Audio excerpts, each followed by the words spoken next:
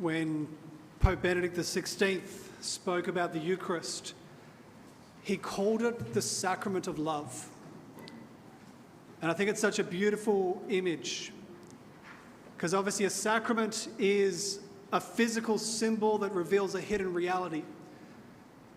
And the Pope here is saying that the Eucharist is the most tangible encounter we have with the love of God. And it speaks so powerfully of what that love is and what God's intention with that love actually is. Now, for those of you who are married, you know all about love, I'm sure. That often when you fall in love, the first thing you do to express that love is you give a gift. Maybe some flowers, some chocolates. But then when your love goes to that next level, it's about being with the person. Just spending time becomes the greatest expression of that love. But then there comes a place where that love can only now be expressed through sacrifice, by you actually, in some sense, suffering so that this other person doesn't suffer. But then the ultimate expression of love is in union.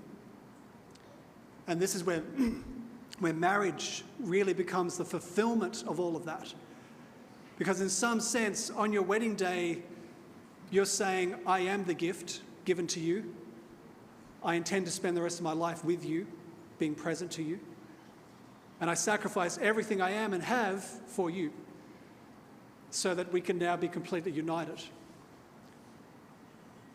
Now, this really is what God is doing here in the Eucharist.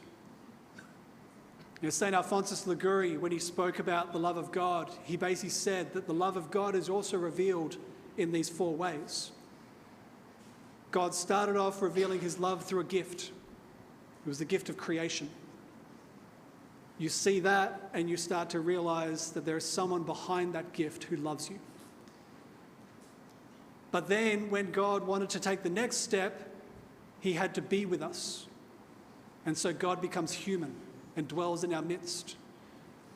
This gift of the incarnation, where God now loves us so much that he wants to be physically with us. But even that was not enough to express his love. And so he goes to the cross and sacrifices everything for us, that we may live. But then Alphonsus Liguori, he says that the fourth expression of love is the Eucharist, because that is the place of union. This is the place where Jesus, God incarnate, now says, I am the gift given to you, to dwell within you. I sacrifice everything, to the point that the God of the universe humbles himself to the level of bread to put himself in your hands. Such is that desire of love for him to be united with you. That's the mystery we encounter here. Now, this is something so hard to grasp with our minds. Our feeble brains can't comprehend this. When Jesus here in the gospel tries to reveal this to the Jewish people, they react. They say, this is madness. You know, why is this guy saying that we have to eat his flesh and drink his blood? That doesn't sound like love, particularly. But to try to understand the context, we've got to kind of take a bit of a step into Scripture here. At the beginning of this passage, in John chapter 6, John explains the context by saying it was the feast of the Passover.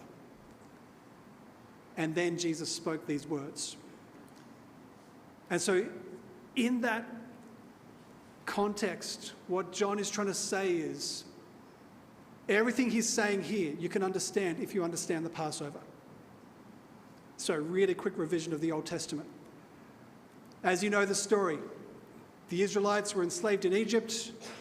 God was trying to lead them to the promised land.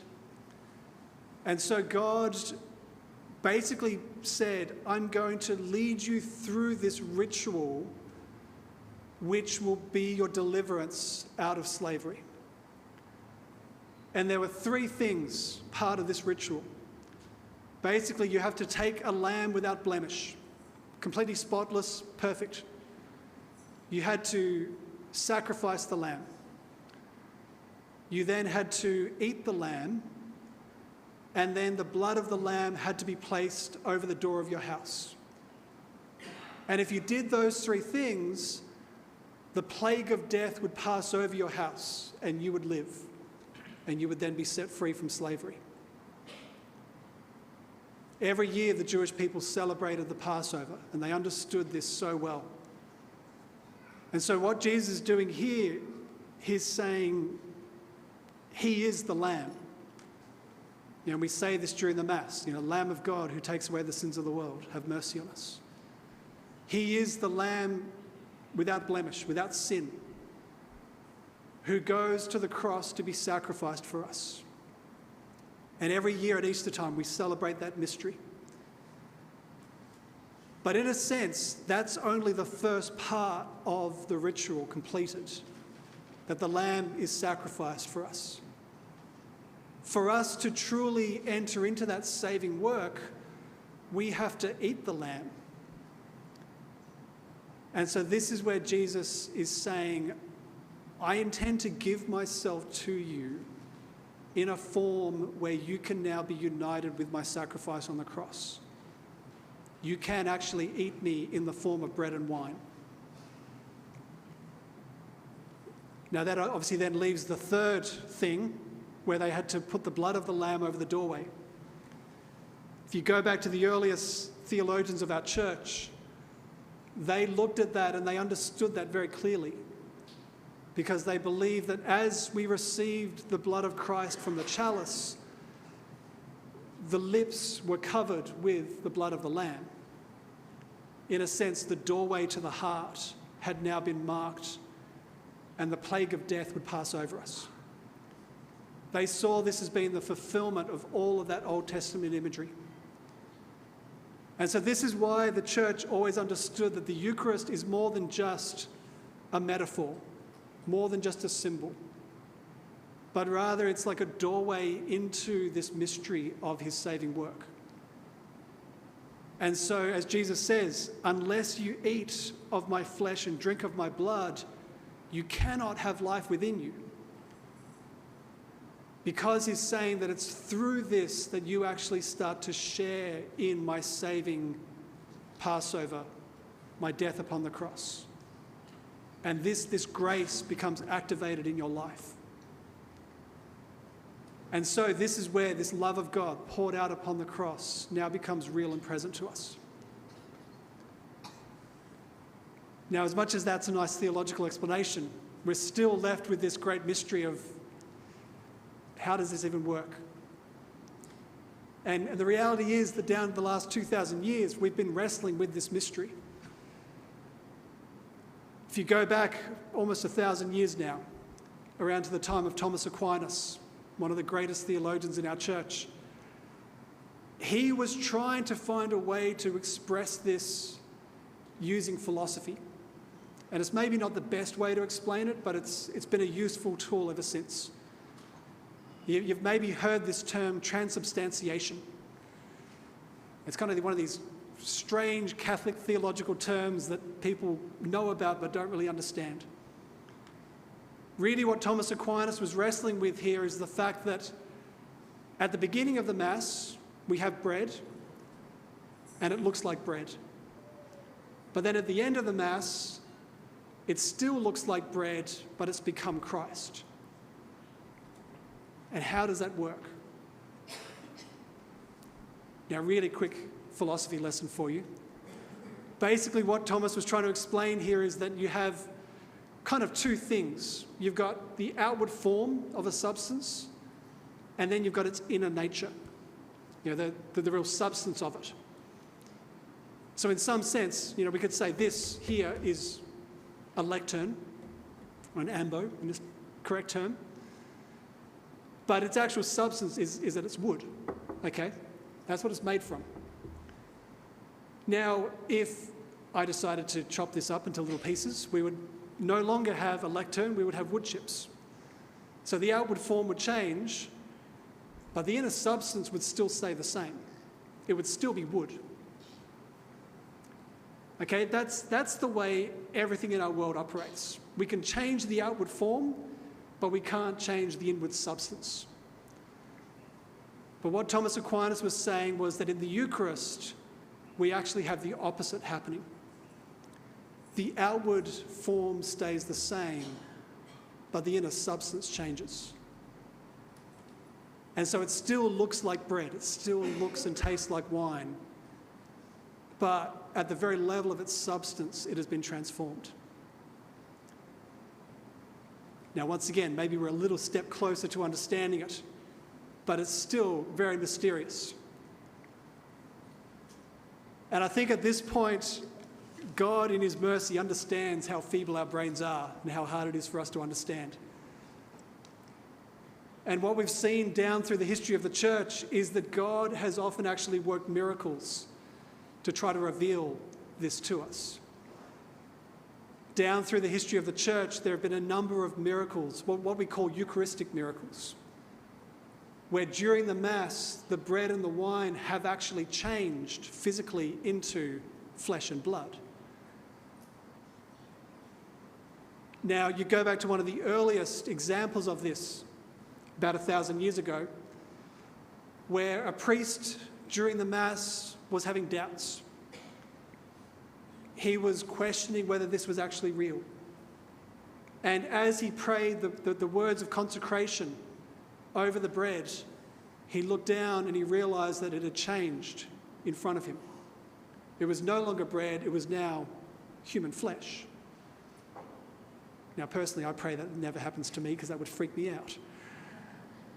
But at the time, with the limited scientific knowledge they had, they realised something's happened here, let's preserve this. And so they tried their best to keep it secure. Over 1,000 years later, that is still preserved in the town of Lanciano in Italy. And what we have now is a situation where the church has basically allowed people to actually study this. And with all of our modern science and technology, to be able to put this under intense microscopes to study it.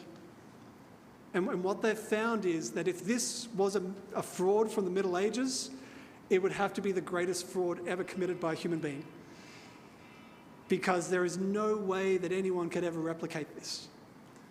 What you basically have is almost like this perfect cross-section of a human heart, showing the valves and atriums and everything. And in some sense, what this is God revealing, saying, this Eucharist, this gift is my heart given for you. Now that's one of our earliest examples of one of these miracles. In the last 100 years, there have been many. And once again, they've all been tested. The church is very skeptical when it comes to miracles. And yet time and again, what they've found is that they're all exactly the same. They all have the same blood type, which is AB. Just happens to be very unique and common around the Middle East. They all happen to be heart muscle.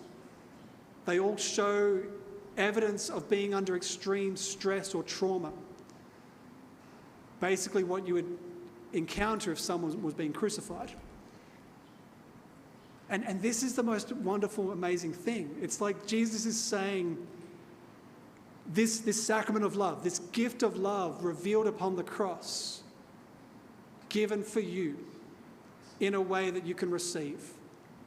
So that you are not united to the cross simply in your intellect, simply by thinking nice thoughts, but you're actually united in reality, in this very tangible way.